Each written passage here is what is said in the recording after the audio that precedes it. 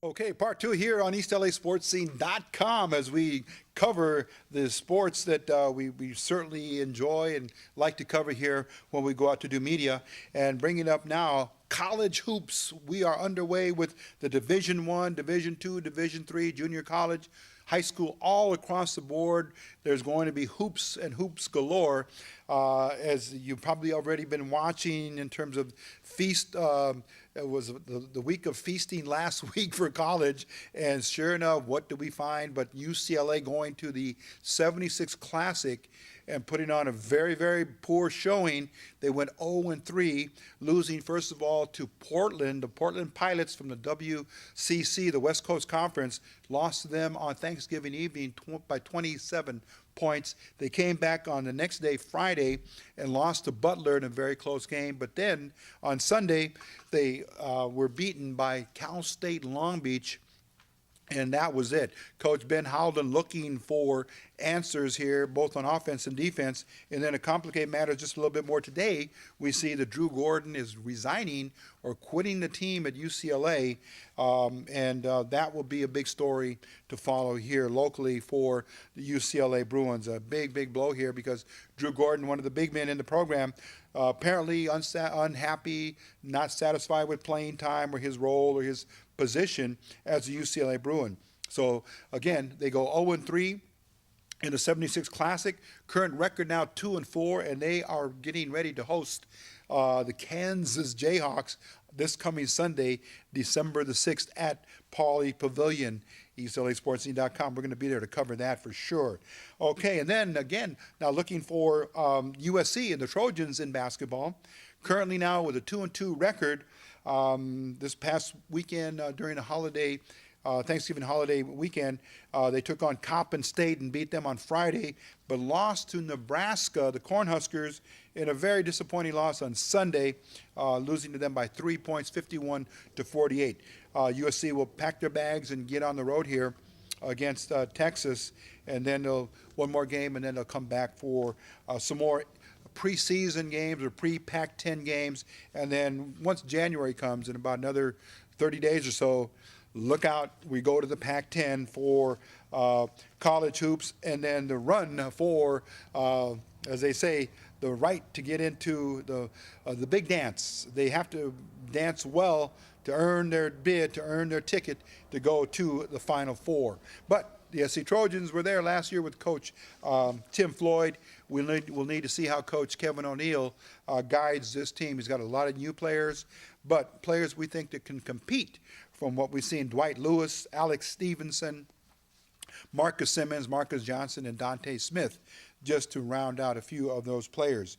Okay, high school hoops just starting, just breaking loose right now as we speak. High school hoops are in the tournament phase, and we'll be following Roosevelt, Garfield, Wilson, Salesian, and hopefully Cathedral in their quest to also come out with a very good basketball season for each of their schools. ELAC on the men's and women's division, they've had a few games. They're playing in many tournaments here locally from Riverside all the way up to Ventura and Santa Barbara, I believe. Coaches there at ELAC like to get their teams into tournaments to start the season. For more information on their schedules, go to elac.edu, ELAC.edu for their website, and then just click to athletics, and it will open up to the team of your choice, the men's or the women's.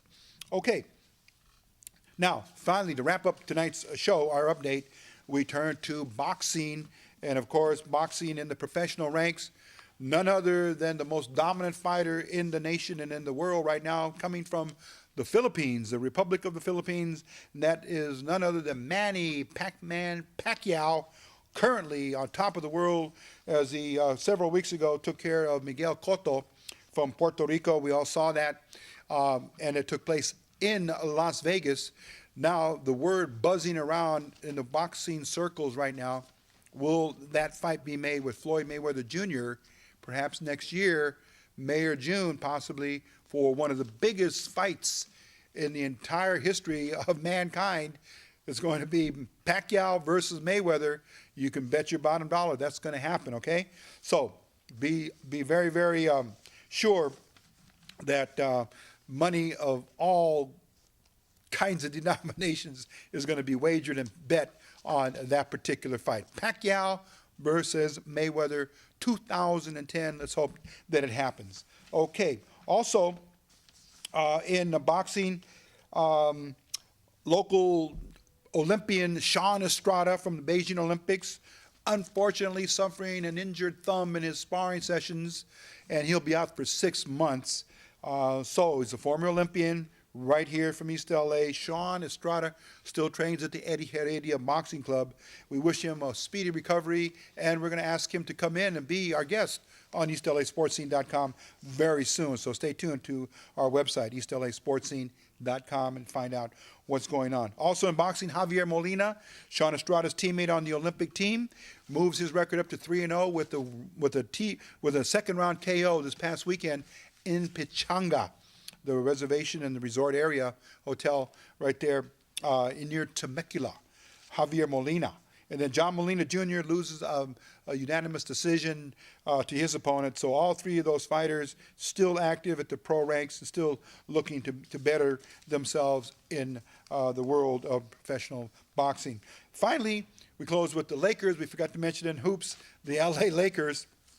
And we kind of leave them for last because synonymous now with getting to a Laker game, you can ride the Gold Line, the brand new star of the light rail system here in Southern California, the Gold Line, and it will take you from Atlantic all the way into downtown. Get off at Union Station where you'll transfer to the Red Line, then hook it up on the Blue Line to Staples Center, and you can get easily now in and out to the Nokia Theater, to the Convention Center, to the Staples Center, all those beautiful places downtown that they're offering so many things. ESPN, you can see just so many things. Go to Laker games, Clipper games, and really enjoy downtown very, very easily now due to the Gold Line. It's now in full operation, and we encourage you to do that. Take that transportation system to go see the Lakers, and you'll see also Paul Gasol, the big Spaniard. He's back and wreaking havoc on the opponents. You've got the Twin Towers with Andrew Bynum, Paul Gasol, and then, of course, add in Ron Artest, Derek Fisher, Kobe Bryant, of course, and you have the, look out, the Formula 4 success, and they're currently leading the way here in their division. The Lakers hooking up for a matchup here with LeBron James. The king needs a ring, is the saying for Cleveland, and they're going to match up here at Christmas Day at Staples Center.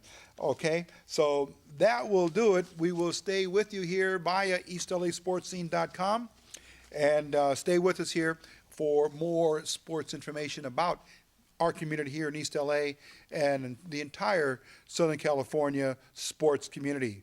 Okay, that will do it. We want to wrap things up here with a mention to Eric Sarney and to Jose Estrada. Okay, he was our intern here in studio. We come to you produced live in the studio from the Boyle Heights Technology and Youth Center right here on 4th and Gless in the heart of Boyle Heights and East Los Angeles. Okay, thank you very much for watching. Yours truly, Rico Cabrera. We're signing off for this edition of East LA Sports Scene.